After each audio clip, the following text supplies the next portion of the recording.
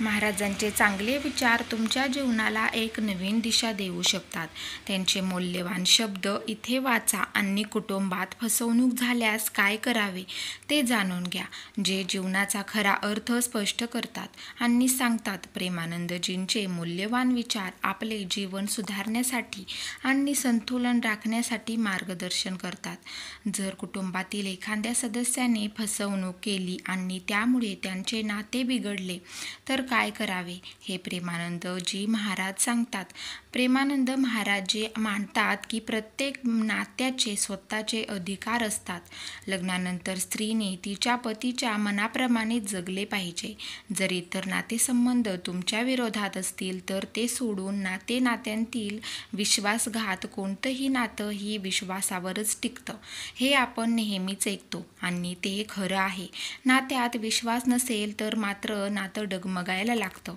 यामुळे कोणत्याही नातेवाईकांकडून वा अगदी पती वा पत्नीकडून विश्वासघात झाला तर सर्वाधिक त्रास होतो. यासाठी प्रेमानंद महाराज यांनी आपल्या प्रवचनामधून काही महत्त्वाचे प्रेरणात्मक असे सल्ले दिले आहेत. ते आपण जाणून घेऊया. आपल्या रोजच्या आयुष्यात याचा वापर केल्यास त्याचा फायदा नक्की होतो.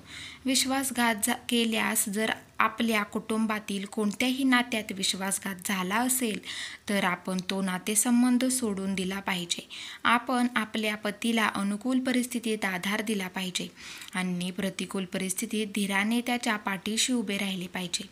भाऊ, वडील, आई जर ते आपल्या पतीला अनुकूल असतील तर ठीक आहे आणि जर पालक, भाऊ तुम्हाला पतीच्या व्रताच्या कर्तव्यात साथ देत असतील तर ठीक आहे, त्यांचे ऐका. जर कोणी प्रतिकूल परिस्थिती निर्माण करत असेल तर त्याला सोडून द्या.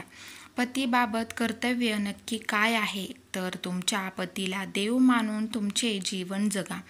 जर कोणी तुमच्या आणि तुमच्या पतीमधील परिस्थिती बिघडवत असेल तर त्याला सोडून दिले पाहिजे. तुम्ही तुमच्या स्वतः घरात तुमचा अधिकार गाजवू शकत नाही. तुमच्या पतीची परवानगी तुमच्यासाठी सर्व काही आहे. तुमचे प्राथमिक ध्येय तुमचा नवरा आहे. जी स्त्री आपल्या पतीसाठी उपवास करण्याचे कर्तव्य पाळते आणि आपल्या पतीची देव म्हणून पूजा करते, ती या जगाची आणि परलोकाची काळजी घेण्यास सक्षम असेल. म्हणूनच तुमच्या पतीच्या इच्छेला कधीही विरोध करू नका.